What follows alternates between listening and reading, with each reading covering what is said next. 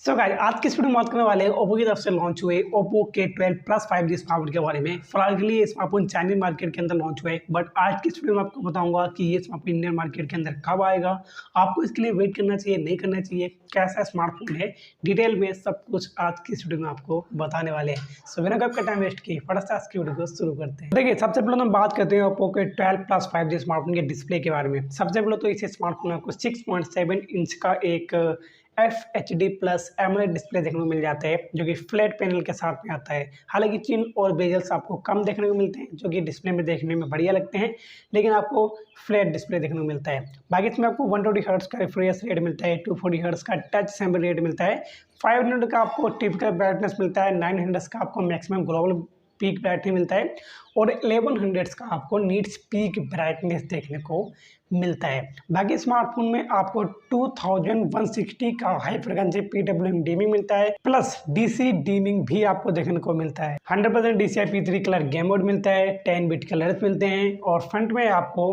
Front में कौन सा प्रोटेक्शन मिलता है उन्होंने कहीं बताया नहीं है, क्योंकि ये चाइनीज वर्जन है तो उन्होंने कोई अपना चाइना का कोई प्रोटेक्शन दिया है, लेकिन प्रोटेक्शन बताया नहीं है। बट फ्रंट में आपको प्रोटेक्शन बढ़िया देखने को मिलता है, क्योंकि ये जो स्मार्टफोन है कहीं ना कहीं अपनी बिल्ड क्वालिटी में भी काफ़ी ज़्यादा बढ़िया है, तो प्रोटेक्शन आपको फिलहाल बढ़िया देखने को मिलता है। लेकिन जो बाकी के डिस्प्ले फीचर्स हैं वो आपको कमाल के देखने को मिलते हैं।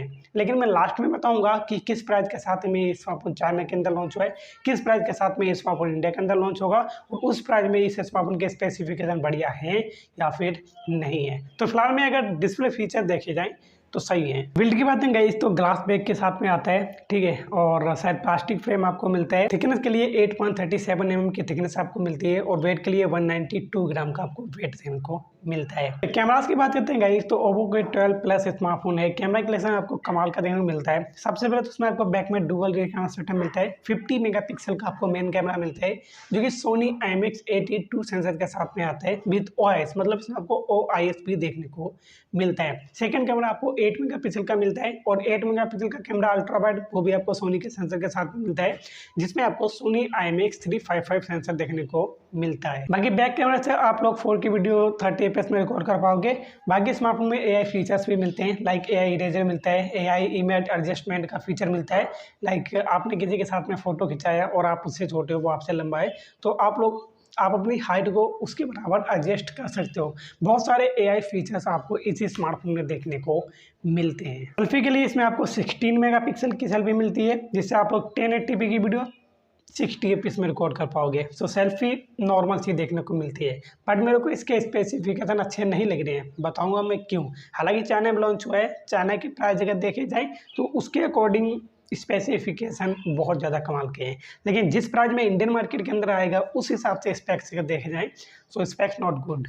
चलिए प्रोसेसर की बात करते हैं गाइस, तो प्रोसेसर के लिए इस स्मार्टफोन में आपको Qualcomm की तरफ से आने वाला Qualcomm Snapdragon 7A Gen 3 का प्रोसेसर मिलेगा, जो कि 4nm पे वर्क करता है, मतलब 4nm पे वर्क करने वाला ऑक्टा कोर प्रोसेसर है। गेमिंग कमाल की कर पाओगे, बढ़िया प्रोसेसर है। बहुत सारे स्मार्टफोन्स में ये प्रोसेसर देखने को मिलता है। बाकी स्मार्टफोन में आपको 12 GB तक का LPDDR4X में मिलता है, 5.2 GB तक का UFS 3.1 का स्टोरेज भी आपको देखने को मिलता है। बाकी इस स्मार्टफोन में आपको 15,277 mm का 2 का DC लिक्विड कूलिंग सिस्टम भी मिलता है, मतलब स्मार्टफोन में अगर आप लोग गेमिंग करोगे तो आपका स्मार्टफोन हीट नहीं करेगा। तो उन्होंने कहीं ना कहीं भाई कूलिंग का भी काफ़ी ज़्यादा ध्यान रखा है, कूलिंग सिस्टम आपको मिलता है। बाकी स्मार्टफोन में आपको एक फ्लेक्सिब X एक्सिस गेमिंग मोटर भी मिलता है। बैटरी की बात है गाइस तो इस स्मार्टफोन में जो मेरे अकॉर्डिंग जो सबसे ज़्यादा खास लगा, जिस पे ओप्पो ने सबसे ज़्यादा ध्यान दिया है, वो इसका बैटरी बैकअप ही है, क्योंकि इसमें आपको 6400 mAh की बैटरी मिलती है, मतलब 6400 mAh की बैटरी मिलती है, क्योंकि 80 वाट सुपर फास्ट चार्जिंग के साथ में आती है। तो ओप्पो K12 प्लस में जो स्मार्टफोन पे कंपनी ने सबसे ज़्यादा तो ध्यान दिया है सिर्फ और सिर्फ इसका बैटरी बैकअप ही है। बाकी के जो स्पेक्स हैं मेरे को बहुत ज़्यादा नॉर्मल लगे, बट बैटरी बैकअप मेरे को बहुत ज़्यादा कमाल का लगा।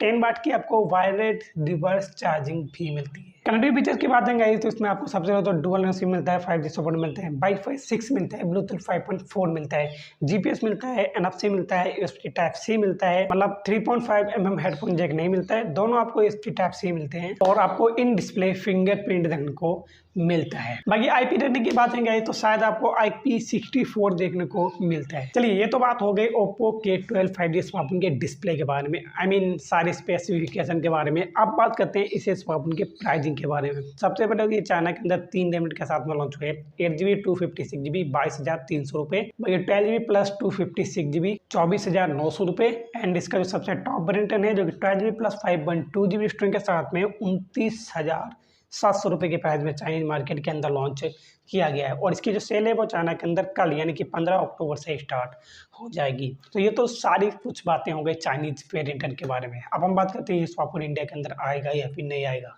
तो देखिए इस स्मार्टफोन के इंडिया में आने के चांसेस बहुत ज़्यादा कम है। वैसे कम बहुत ज़्यादा हैं, नहीं आएगा, मैं बोल रहा हूँ नहीं आएगा, लेकिन हो सकता है किसी भी तरीके से ओप्पो का मूड बन जाए और इंडियन मार्केट के अंदर लॉन्च कर दें। लेकिन अगर ये लॉन्च भी होता है इंडियन मार्केट के अंदर तब भी लोग इसे परचेस नहीं करेंगे, क्योंकि जब ये चाइना के अंदर 22,000 रुपये के प्राइस में लॉन्च हुआ है तो इसका जो 22,000 वाला मॉडल है वो इंडिया के अंदर लगभग 30,000 रुपये की रेंज में आएगा। और 30,000 रुपये की रेंज में इसके स्पेसिफिकेशन बिल्कुल भी बढ़िया नहीं है। इंडिया के अंदर इसके स्पेसिफिकेशन 20,000 रुपये की रेंज तक के हैं, मतलब 18-20,000 रुपये की रेंज में अगर लॉन्च होता है तब तो इसके स्पेसिफिकेशन कमाल के हैं।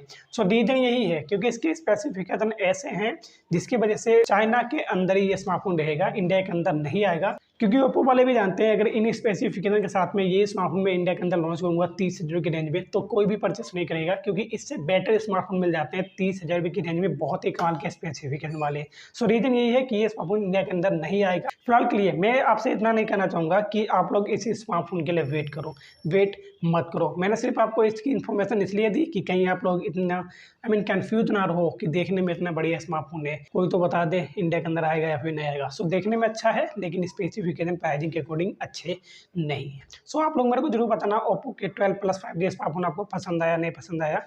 मेरे को पसंद नहीं आया। चलिए मिलते हैं हमसे किसी और नेक्स्ट वीडियो में, तब तक आज के लिए बाय।